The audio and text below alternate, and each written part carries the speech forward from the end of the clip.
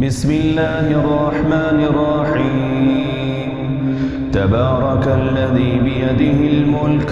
وهو على كل شيء قدير الذي خلق الموت والحياة ليبلوكم أيكم أحسن عملا وهو العزيز الغفور الذي خلق 7 سماوات طباقا ما ترى في خلق الرحمن من تفاوت فارجع البصر هل ترى من فطور ثم ارجع البصر كرتين ينقلب إليك البصر خاسئا وهو حسير ولقد زينا السماء الدنيا بمصابيح وجعلناها رجوما للشياطين وأعتدنا لهم عذاب السعير وللذين كفروا بربهم عذاب جهنم وبئس المصير إذا ألقوا فيها سمعوا لها شهيقا وهي تفور تكاد تميز من الغيظ كلما ألقي فيها فوج سألهم خزنتها ألم يأتكم نذير قالوا بلى قد جاءنا نذير فكذبنا وقلنا ما نزل الله من شيء إن أنتم إلا في ضلال كبير وقالوا لو كنا نسمع أو نعقل ما كنا في أصحاب السعير فاعترفوا بذنبهم فسحقا لأصحاب السعير إن الذين يخشون ربهم بالغيب لهم مغفرة وأجر كبير وأسروا قولكم أو اجهروا به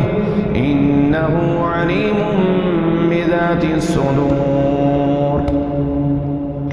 ألا يعلم من خلق وهو اللطيف الخبير هو الذي جعل لكم الأرض ذلولا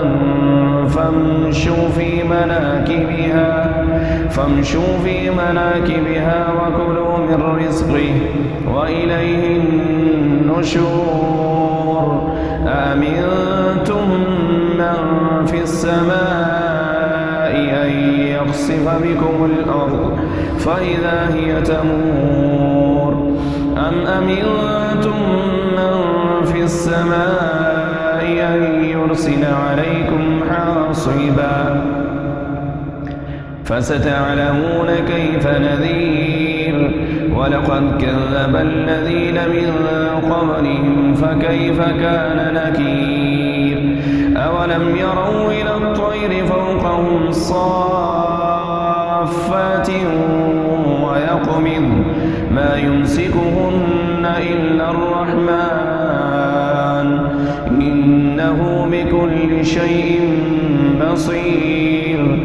أمن هذا الذي هو جند لكم ينصركم من دون الرحمن إن الكافرون إلا في غرور أمن هذا الذي يرزقكم إن أمسك رزقه بل لجوا في عتو ونفور أفمن يمشي مكبا على وجهه أهدى